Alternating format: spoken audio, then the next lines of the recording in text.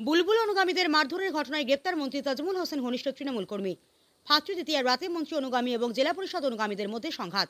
জেলা পরিষদ সদস্য ঘনিষ্ঠ 3 তৃণমূল কর্মীকে মারধরের অভিযোগ ওঠে মন্ত্রী ঘনিষ্ঠ তৃণমূল কর্মীদের বিরুদ্ধে। পরবর্তীতে জেলা পরিষদ সদস্যদের অনুগামীদের থানা ঘেরাও। সেই ঘটনায় এবার গ্রেপ্তার মন্ত্রী ঘনিষ্ঠ তৃণমূল কর্মী। ধৃতের নাম সাইরাজ ইসলাম, বাড়ি হরিশ্চন্দ্রপুর সদর এলাকায়। হরিশ্চন্দ্রপুরের বিধায়ক তথা রাজ্যের প্রতিমন্ত্রী তাজমুল হোসেন এবং তার ভাই জম্মুর রহমানের বিরুদ্ধে ক্রমশ ক্ষোভ বাড়ছে দলের অন্দরে। সূত্রের খবর, দলের একাংশ এতটাই বিরক্ত যে দলীয়ভাবে পদক্ষেপ না হলে তারা পদত্যাগ করতে পারে। প্রসঙ্গত, ভাইফোঁটার রাতে হরিশ্চন্দ্রপুর সদর এলাকায় পান খেতে আসে জেলা পরিষদ সদস্য বুলবুল খান ঘনিষ্ঠ 3 তৃণমূল কর্মী। তাদের মারধরের অভিযোগ ওঠে তাজমুল ঘনিষ্ঠ দুর্জয় দাস, সাইরাজ ইসলাম সহ বেশ কয়েকজন তৃণমূল কর্মীর বিরুদ্ধে। এই ঘটনায় খোদ বুলবুল খান এলাকায় আসেন, ঘেরাও হয় থানা। এখনও ব্যাপক আতঙ্ক রয়েছে এলাকায়। বারবার তৃণমূলের অন্দরে সংঘাতে অতিষ্ঠ সাধারণ মানুষ থেকে শুরু করে ব্যবসায়ীরা। বুলবুল অনুগামীদের দাবি, যারা দোষ করেছে প্রত্যেককে গ্রেফতার করতে হবে। মূলত মন্ত্রীর ভাই জম্মুর রহমানের বিরুদ্ধে তৃণমূলের একাংশ বারবার তোলাবাজির অভিযোগ তুলেছে প্রকাশ্যে। সমস্যার সূত্রপাত সেখানেই। তারপর থেকেই দুই পক্ষ ক্রমাগত সংঘাতে জড়িয়ে পড়ছে। পঞ্চায়েত এবং লোকসভায় হরিশ্চন্দ্রপুরে ভরাডুবি হয়েছে তৃণমূলের। বিধানসভার প্রাক্কালে এই পরিস্থিতি যে শাসক দলের জন্য ভালো লক্ষণ নয়, সেটা বলাই বাহুল্য। সমগ্র ঘটনা নিয়ে কটাক্ষের সুর বিজেপির গলায়, শুরু হয়েছে রাজনৈতিক তরজা।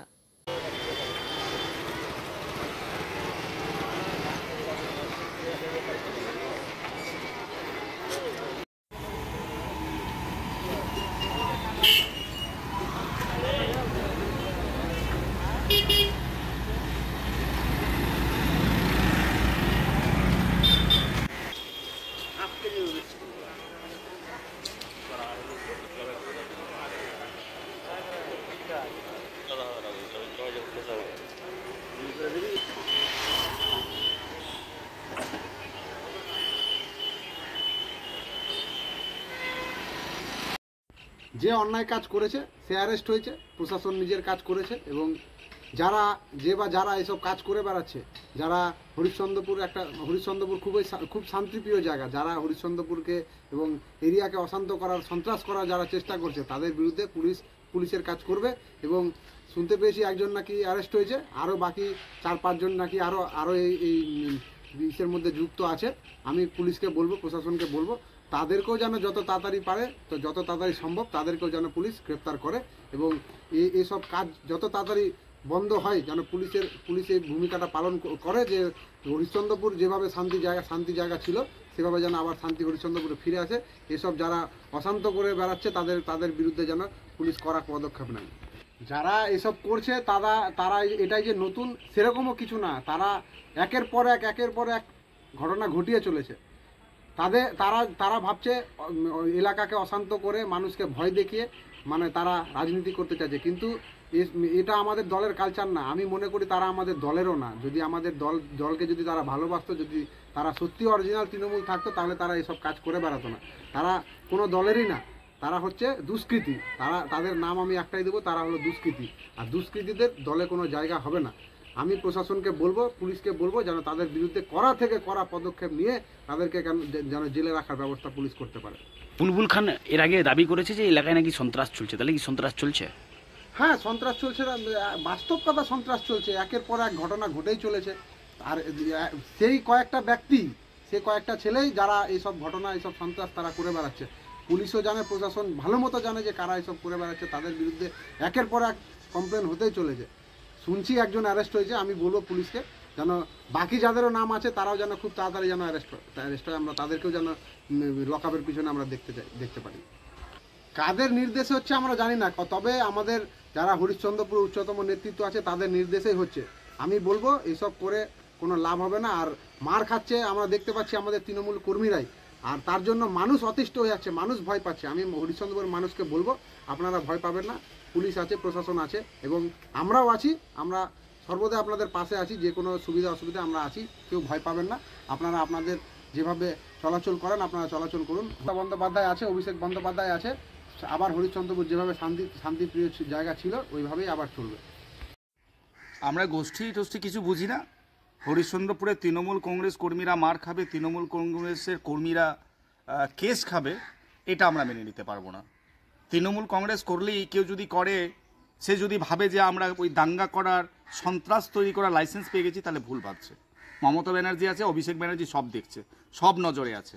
আর যারা এটা করছে আমরা তাদের বিরুদ্ধে এটা করতে দেব না। প্রয়োজন পড়লে হরিশ্চন্দ্রপুরের সাধারণ মানুষকে নিয়ে আমরা লড়াই সংগ্রামে গণতান্ত্রিক পদ্ধতিতে আন্দোলনে নামব।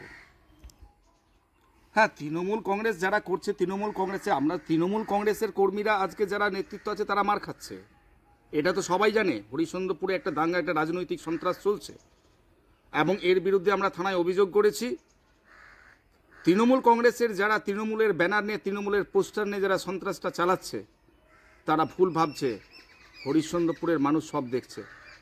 তৃণমূলের কংগ্রেস করছে মানে এই নয় যে সন্ত্রাসের লাইসেন্স পেয়ে গেছে। সর্বোচ্চ নেতৃত্ব দেখছে এবং প্রয়োজন পড়লে আমরা আমাদের কথা জেলা সভাপতিকে আমরা জানিয়েছি। হরিশ্চন্দ্রপুরে যা ঘটনা ঘটছে, আর কেউ যদি ভাবে যে আমি তৃণমূল কংগ্রেস করছি, যা ইচ্ছে তাই করব, তা চলতে দেব না, আর চলতে পারে না। প্রয়োজন পড়লে আমরা রাজনৈতিকভাবে গণতান্ত্রিক পথে আমরা সে আন্দোলন জারি রাখব। কিন্তু আপনারা তো তৃণমূলের হাতেই আপনারা আক্রান্ত হয়েছেন।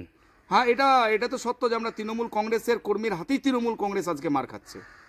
সেটা নিয়ে বারবার আমরা জেলা নেতৃত্বকে জানিয়েছি যে হরিশ্চন্দ্রপুরে আজকে তৃণমূল থেকে তৃণমূলের মধ্যেই গন্ডগোল চলছে, সন্ত্রাস চলছে, মারপিট চলছে, কেস চলছে, তৃণমূল কংগ্রেসের কর্মীরা কেস খাচ্ছে।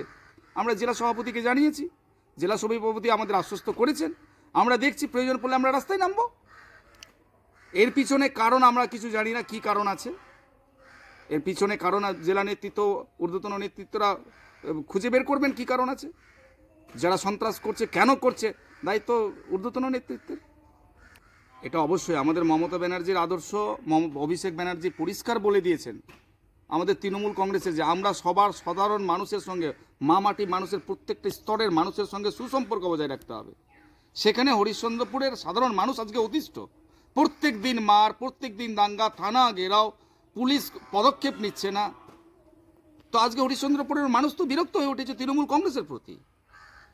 সামনের দিকে বিধানসভা নির্বাচন, এই বিধানসভা নির্বাচনে এর খারাপ প্রভাব পড়তে বাধ্য যদি তৃণমূল কংগ্রেসের ঊর্ধ্বতন নেতৃত্ব এর যদি সঠিক সমাধান খুঁজে বের না করে। মার খাচ্ছে তৃণমূল আর মারছেও তৃণমূল। এবার তারা গোষ্ঠী আমি বুঝি না, তারা কোন গোষ্ঠী আপনারা সবাই জানেন, হরিশ্চন্দ্রপুরের সবাই জানে যে কোন গোষ্ঠীর লোক সন্ত্রাস চালাচ্ছে হরিশ্চন্দ্রপুরে। এটা ক্যামেরার সামনে বলার দরকার নেই, এটা জলের মতো পরিষ্কার, সবাই জানে। হ্যাঁ, অবশ্যই আমরা গণতান্ত্রিক পদ্ধতিতে আন্দোলন করব। হরিশ্চন্দ্রপুর শান্ত এরিয়া, হরিশ্চন্দ্রপুরের মানুষ শান্তিপ্রিয় মানুষ। এই শান্তির এলাকাটাকে যদি কেউ অশান্ত করার চেষ্টা করে, সেটা আমরা রুখে দাঁড়াবো। আমরা রুখে দেবো সে সন্ত্রাসকারীদের, আমরা সমাজ থেকে বিচ্ছিন্ন করে দেবো। আমরা গণতান্ত্রিক পদ্ধতিতে আমরা আন্দোলন করব। দেখুন, এতদিন তো গোষ্ঠীদ্বন্দ্বতা তৃণমূলের মধ্যে ছিল। বারবার আপনাদের সংবাদ মাধ্যমে একটাই কথা বলেছি যে এক গোষ্ঠী আরেক গোষ্ঠীর উপর চড়াও। এই যে মাটি মানুষের সরকার, আপনাকে বলেছিলাম মানুষ তাদের দলের মধ্যেই সুরক্ষিত নয়। তার কারণ হচ্ছে এক গোষ্ঠী আরেক গোষ্ঠীকে মারছে আয়ে দিন। সেটা শুধু হরিশ্চন্দ্রপুর এলাকাতে নয়, সারা পশ্চিমবঙ্গ জুড়ে এই জিনিসটা আমরা দেখতে পাচ্ছি যে এক তৃণমূল আরেক তৃণমূলকে মারছে। তার মানে কি, এদের ভাগ বাটোয়ারাকে নিয়ে এই ধরনের ঘটনা দেখতে পাচ্ছি। আর বারবার বলেছি আপনার সংবাদ মাধ্যমে, সাধারণ মানুষ মোটেই সুরক্ষিত নয়। তারই প্রতিফলন দেখা গেল। একটা সাধারণ পানওয়ালা ব্যবসায়ী পানের ব্যবসা করছে, নিজেদের মধ্যে দ্বন্দ্ব চলছে, তার জন্য পান ব্যবসায়ীকে রাগ ছেড়ে দিবে, পান ব্যবসায়ীকে মেরে দিবে, সাধারণ ব্যবসায়ীকে মেরে দিবে। এরা সাধারণ মানুষকে বাঁচতে দিবে না। এদের একটাই কথা হলো, যা কথা বলবো পশ্চিমবঙ্গের মধ্যে সর্বশেষ কথা আমরা বলবো। আসল ব্যাপার হলো তৃণমূলের শেষের শুরুটা হয়ে গেছে।